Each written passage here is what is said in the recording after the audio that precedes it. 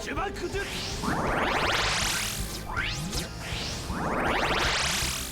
石化術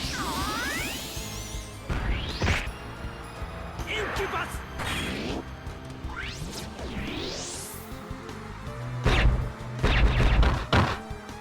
爆裂 X 爆裂 X 爆裂 X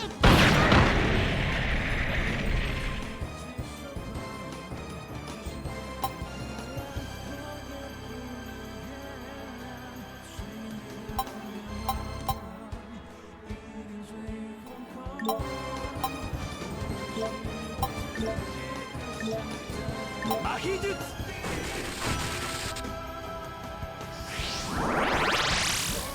石化術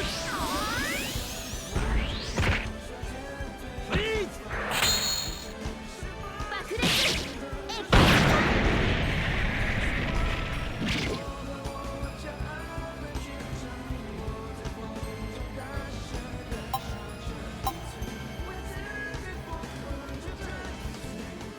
石化術インキュバス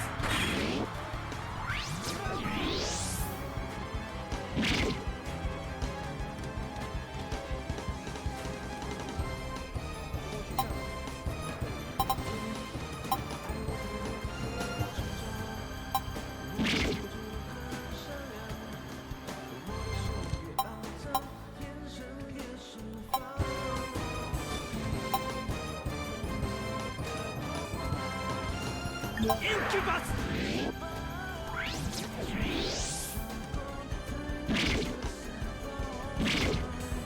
爆裂 X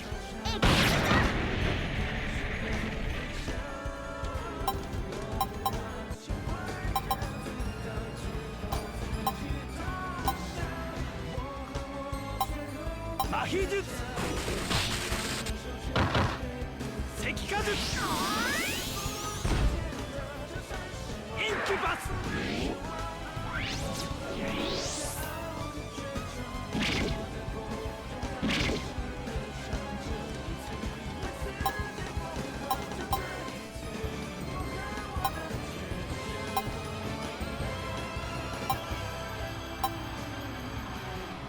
フリーズ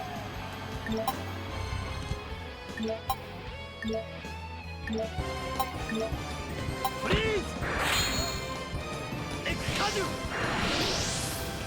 羅刹大車輪五芒星切り回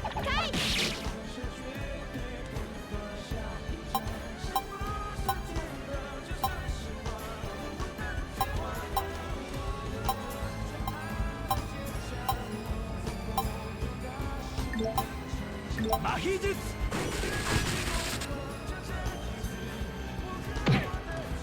カースエクカジュ羅刹大車輪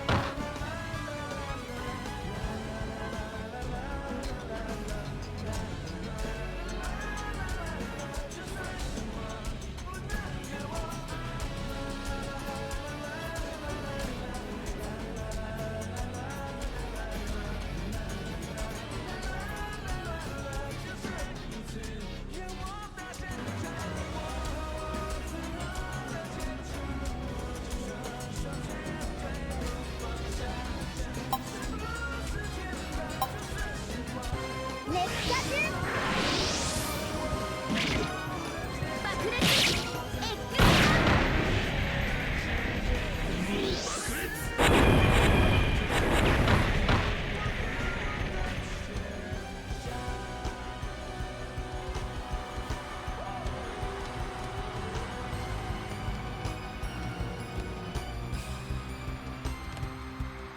フリーズ氷結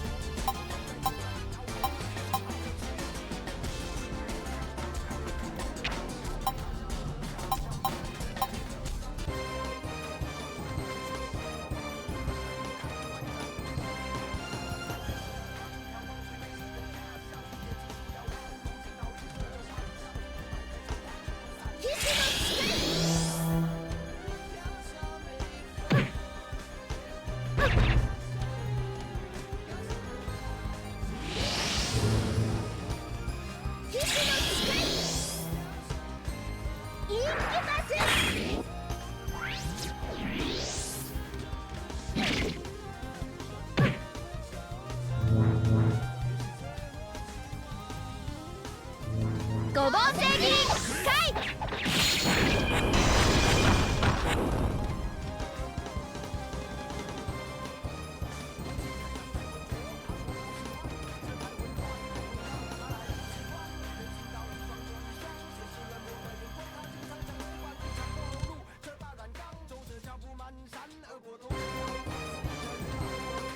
石火術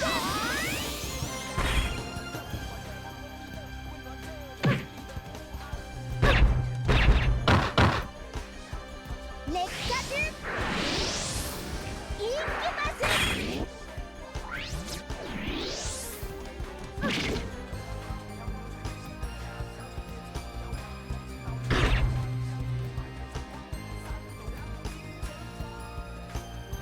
五芒星切り回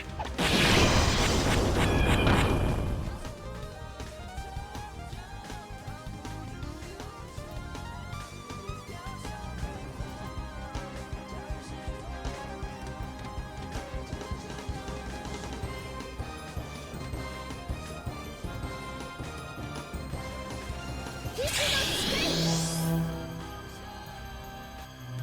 And wasn't able to defend at his normal level. We've also seen multiple times throughout this tournament both of these players in winning positions and unable to convert. Obviously for Noterbeck, that is the escape artist game against Magnus Carlsen that felt like he had him on the ropes and maybe had an opportunity.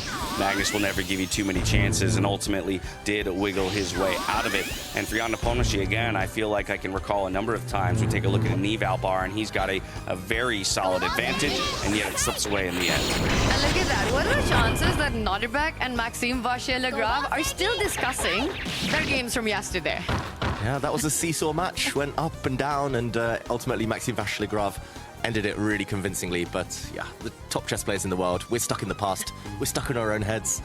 And yeah, they're clearly discussing that. And yeah, but no love lost between players, right? You can still lose a match, and then the very next day you're back discussing it. And I think that's what's so nice about the close-knit or aspects of the chess community, at least at the highest levels. Yeah, nice to see. Nice to see these pictures from discussing openings to now discussing games post-mortem there. Yeah, with a big smile on their face. How do you ultimately expect these two players to match up, though, today? I mean, we even saw in those player cards. Do you feel like those player cards, I know that they were made considering 2024 performances. Do you feel like those are still somewhat accurate to their play in this tournament? Do you feel like one of them or that disparity still exists? Do you feel like they're closer in level overall based on what they've shown us here, David? I think at least in the last couple of rounds, in the classical portion of freestyle, I think they are a bit closer than those player cards might say. I think Noterbeck has shown he's a very fearsome attacker. Still maybe a bit to be desired in the defense, but Jan just, at least in the classical portion, not quite at his best. I'd love to get a card game version of that, where you trade cards and sort of compete with each other on the strengths and weaknesses of the players. But I think, David, with freestyle chess and as the season develops, it's going to be fascinating to see how the numbers change. And I'm sure you've got a few in your mind as well. What are the adjustments? Vincent Keimer is a big name that comes to mind with that, where I think he was in the 80s and perhaps on freestyle chess would get a lot more on the rankings. Now, hold up. Don't get too far ahead of me with that playing card idea. I'm thinking about some collaborations. I mean, we've seen those incredible deck of cards for each of the players. In fact, actually signed a couple of those on our way in today. There's an business opportunity out there somewhere. Really quickly, let's run through the other matchups. Of course, in 5th place, it's going to be MVL versus Arjun Erigaisi. Thoughts there? Arjun, I think, has continued to impress me throughout the tournament in so many moments, again, having very decisive advantages as well. I feel like, if anything, from my perspective, and maybe these numbers indicate the same, I would consider him the favorite going into this matchup. Go on, I agree. David, I was just going to say that I was on a car ride back with Arjun yesterday, after his win, and he was in such good spirits and such a good mood. He enjoys the style so much. He realizes that his biggest asset, biggest skill of chess, creativity, his unconventional recognition of different kind of patterns, which we see just trying to get them on the board in 5-1-8. He takes this deliberate risks. He doesn't even need to do that in freestyle chess. So Arjun's very motivated for today. He's up against Maxime, 84-90 on their average scores there. And I think it's going to be closer than that, this one. I think Maxime's really stepped up his game, and freestyle chess seems to be suiting the French Grandmaster as well. 100% agree.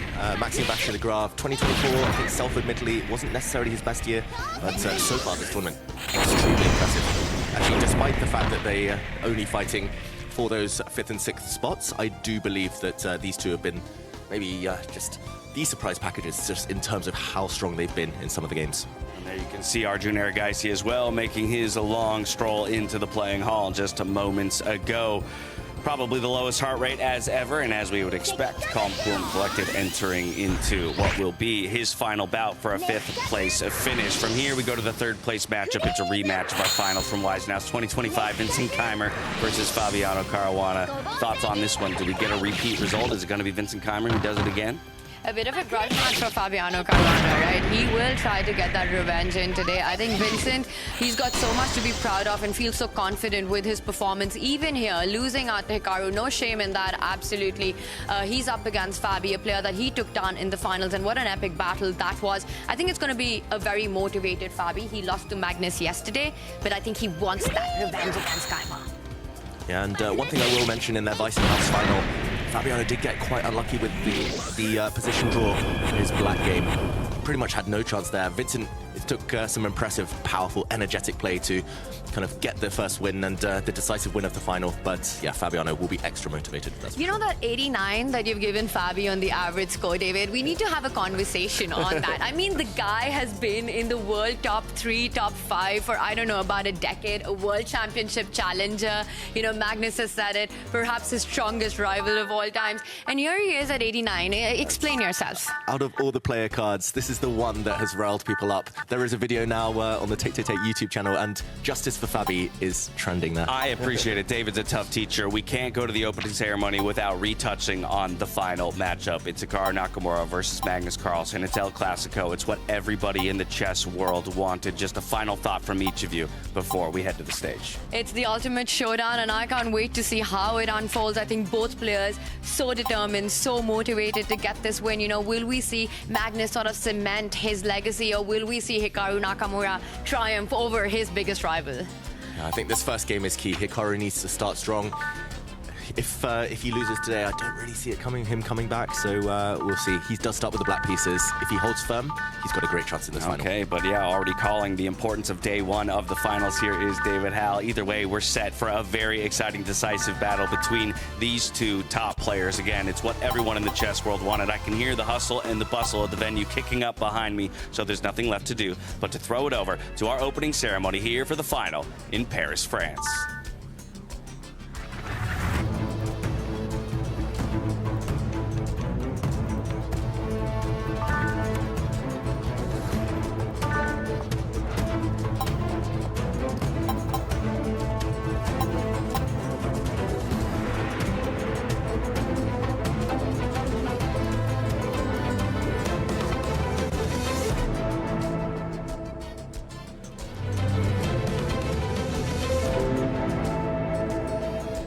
Bonjour Paris! Welcome to the grand final of the Freestyle Chess Grand Slam in Paris. I would like to welcome all of you here. What a journey it's been. 6 days full of wild position, bold moves, and the brilliant minds of the chess world fighting each other without a safety net. And 2 more days where I'm sure brilliant chess play will be on display. Before we meet our finalists, let's take one last look at how we got here. Here are the highlights from day 6 here in Paris, France. Take a look. Paris becomes the stage for a freestyle chess showdown featuring epic semi-final clashes. Who will be the 2 players who make it to the finals? Vincent Keimer versus Hikaru Nakamura, and Magnus Carlsen versus Fabiano Caruana. Fabiano Caruana, not at his sharpest, faced Magnus Carlsen, who maintained a slight edge for most of the game. As Caruana's clock ticked down, Carlsen seized his moment and secured the win. The clash between Vincent Keimer and Hikaru Nakamura stayed balanced for a long time, but in the end, it was Nakamura who gained the upper hand and booked his spot in the finals. Vincent thought he was better, and then it's kind of gone, and it's like very hard. Like I did this yesterday where I thought I was better, I missed it, and then I kept trying to keep the game going. And I felt that Vincent did the same thing today, where he sort of lost a sense of danger, but ultimately I was able to just play some good moves and get the win. And then 5th place was under attack. 2 tiebreaks followed after Maxime Vachier-Lagrave and Arjun Erigaisi struck back in the classical format. Both matches went to the rapid, with Erigaisi and MVL emerging victorious. They will now compete for 5th place. Just before the start of the finals of the Freestyle Chess Grand Slam in Paris, another Grandmaster made his appearance in the city, Levon Aronian. I will play a couple of games, you know, try to explain the game and try to teach people about the way the Grandmasters think about the game, so that's my goal. The heart of the Freestyle Chess Grand Slam begins to beat in the Blitz Society. The room is filled with good spirits and smiles. We are so happy to have you here, and yeah, there is so much people today. My head is almost exploding. It's not just the Blitz Society that's intense. The tension is high as we head into the finals. All eyes on Magnus Carlsen versus Hikaru Nakamura. Stay tuned.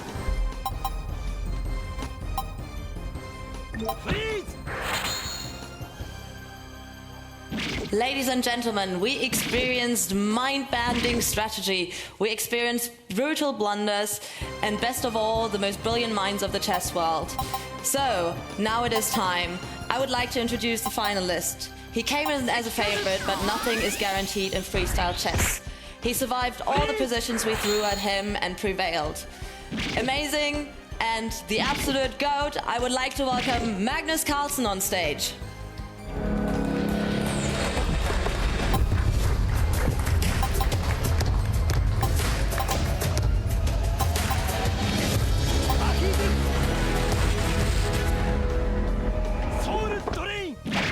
And what is a final without a challenger? To introduce his challenger, after a rough start in the round-robin stage, he came back when it mattered most. In the semi-final, he took down the Weisenhouse champion, and now he's going for the title of his own. From the United States, please welcome to the grand final stage, Hikaru Nakamura.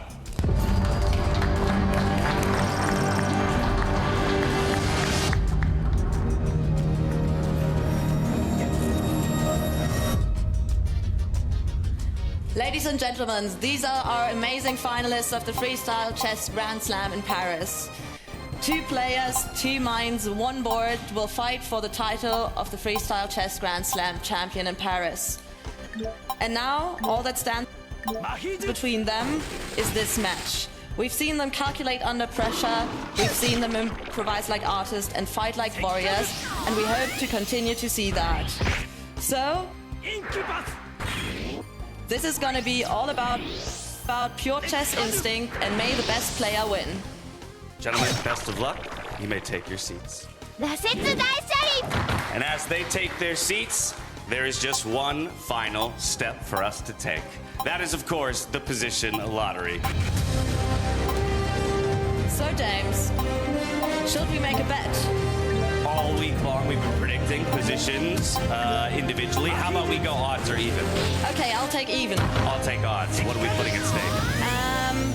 I can choose a costume for you for Las Vegas to commentate it in. Then I get to do the same for you if I'm right. Well, bet is on. Alrighty, here we go. Best of luck to you. Best of luck.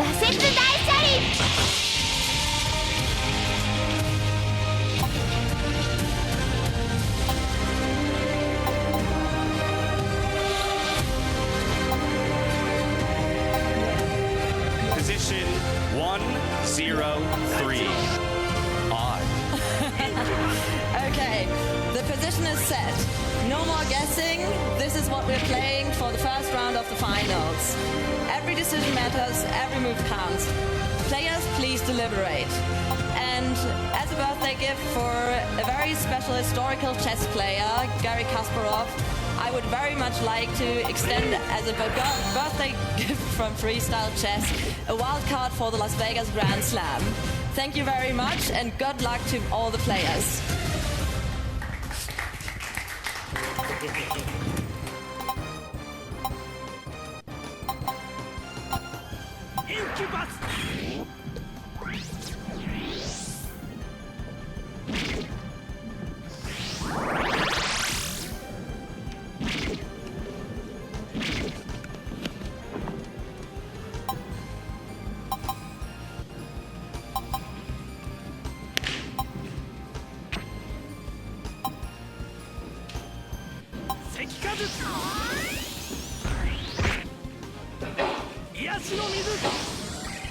About before, but then B6.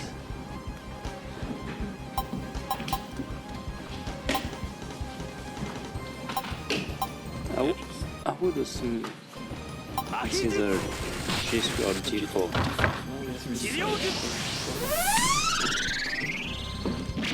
What, G3, D5, B3? Or B4, like? Oh, that's what you mean. King K has a knight. If you take, I mean, knight f6, castle, g6, everything will come to place. I think we need. And if we go G4 then? I think we need. No D4? I think C4. Okay, I think B6 will probably happen anyway.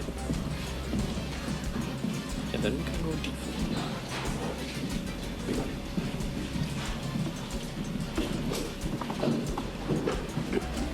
Okay, let's see. Prefer this to D4, B6, and then C4. C5, what's the difference? Then potentially I could D5. Right? D45? No, I was talking about D4. D4. B6. C5? Even A6?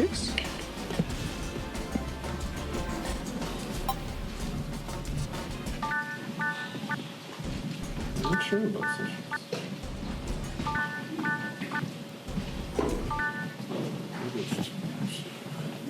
I think if we go for something like D4, we get too simple. D4? Yeah, so if we go. Oh, why not C4? Okay, C4, C6. D4? Yeah, and then I'm wondering, like, okay, I will just put bishop B7, knight F6 castle, and how do we. I thought for C4, C5, what's the big deal? Okay, now we go G3. G6.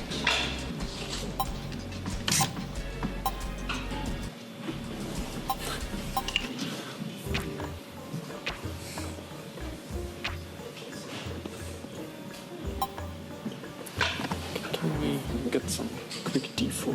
I mean, has to be, yeah. It's not like this. Maybe we can play like Fury's kind of symmetrical.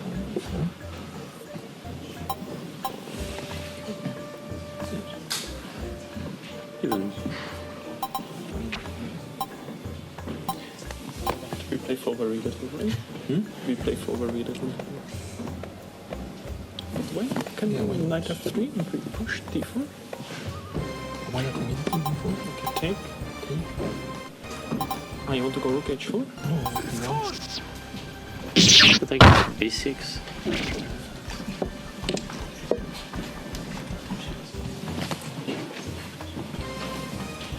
Because you will have time to B6, knight C6. Yeah. I mean, do we need to get this taken? What's the disadvantage of 6? But what's the disadvantage of taking back with the knight on D4? But you can also go D4 check knight F3 if you really want to go first. Don't you think that D5 here? Yeah, this could be a good way. And C4, B5.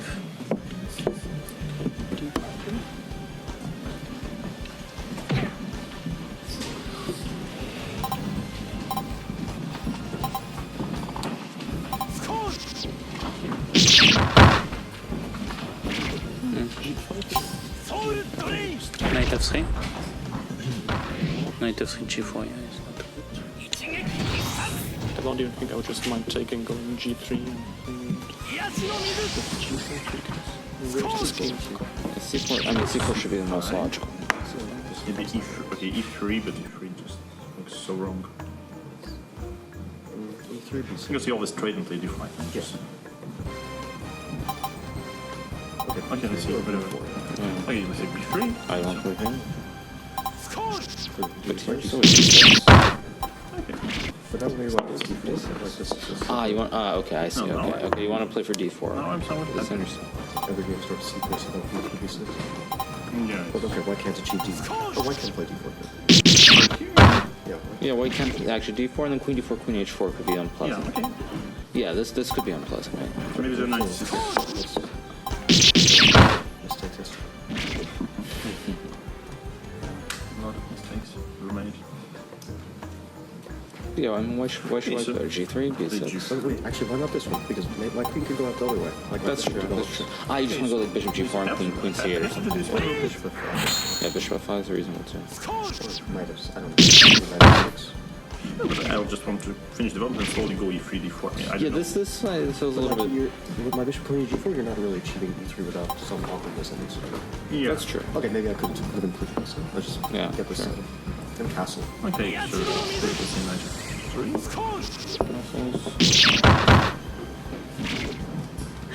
Maybe I should have castle. Maybe E5? Maybe e5. Yeah. 5 normally is very good when I already played bishop b2. Yeah, no, this is a good structure. I think it goes to f5. I can see it to bishop h2. Yeah. Okay, so maybe like eventually like white maybe was challenging. I mean, basically the difference is the queen of the rook on d1 and a1. Otherwise, it's normal maybe this line. eventually like makes sense. King on a8. Yeah. And if you wanted b6 and d4. Can I play d6? Or okay, you want to take? Just go for I it. mean, okay, I'm just I might play b3 or something. so then sort of like give up on a Yeah, you center. get the center, but You're going you to take some e5. time. Okay, so should do with d4, a5. I mean, can- meet with a4 still? No, it's I mean, not- can I play d5 here? I mean, I get to just take. because g3 doesn't ever concern me? Or maybe knight f6, but let's just say just Knight take. c3. Yeah, rook d8. d1, Yeah, no, sure. So, g6.